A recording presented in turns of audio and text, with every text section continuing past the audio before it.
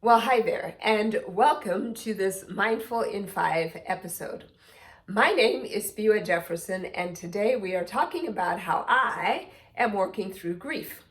As you can imagine, this is not what I originally planned to talk about this week, but it's the perfect example of how you plan, then life happens, and you have to decide how you will react or respond. So, this past week, a close uncle of mine, who was like a father to me, and my mother, both passed away after contracting COVID-19. And because my uncle was the former governor of the Reserve Bank of Zimbabwe, the equivalent of an Alan Greenspan or Ben Bernanke, and my mother was the pro-vice chancellor of the University of Zimbabwe, their deaths were published in various news articles in Zimbabwe, so it was not a secret, and my phone has been blowing up with texts and calls and emails. It's at times like these that we have to lean into what we really believe. So I've had to ask myself this week, do I really believe in all this mindfulness stuff? Can I really use it in this circumstance? And if so, how? Well, I really do believe it because this isn't my first collision when life throws a curveball. I have been through job changes, transfers, moves, divorce, marriage, remarriage, and I have lost other members of my family over the years. And this is not unique, especially now. In one flavor or another, every person goes through difficult times, times of tragedy. I chose to harness the power of mindfulness to get me through this time, and for me, that involved several steps that I will share with you over the next few weeks.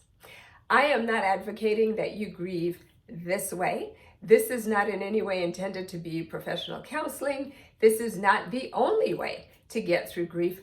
I am just sharing what I have done and what's working, even as I am working through my own grief through this loss. I am hopeful that you might be able to use it in your own life or share it with someone who can use these suggestions. So, mindfulness is about being present in the moment without judgment and without being overwhelmed by what's happening around you.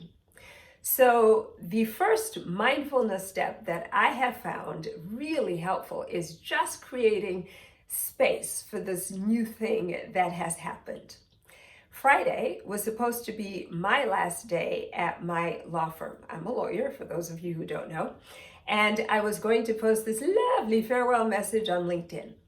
On Monday, I was going to unveil my new profile with my new job, and it was really exciting. Professionally, it's a bittersweet time as I leave colleagues that I love, but an exciting one too, right? As I step into this new frontier.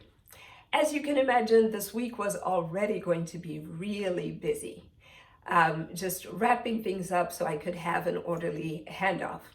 My life and my career have just collided in ways I could never have anticipated. But this is happening to people across the globe, and some of you may even be experiencing some flavor of this kind of collision between life and career, or you may know someone who is. All my plans for this week were just completely derailed. So my first step after the initial shock and tears at hearing about uncle and mom was just to accept what I can't control. I can't change all the things that I cannot control, right?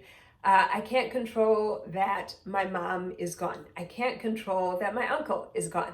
I can't control how many days each of these people that I loved was supposed to walk this earth. I can't control COVID. I can't control that I can't even fly to Zimbabwe for their funerals.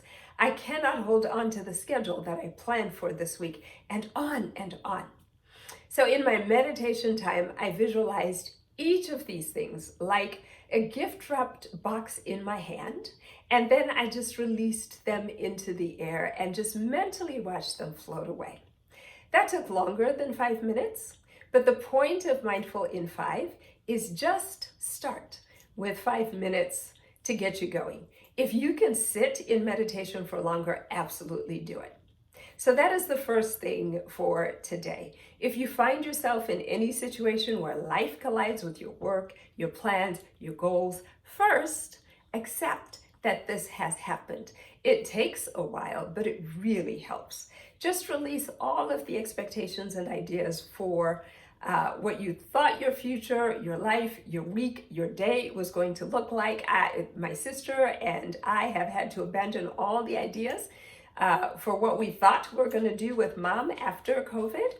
And this is a real thing. A lot of people are having to do this, just like we are, and just like my family is right now. So that is step one. Take that with you. Share it with somebody if you think that somebody could use it.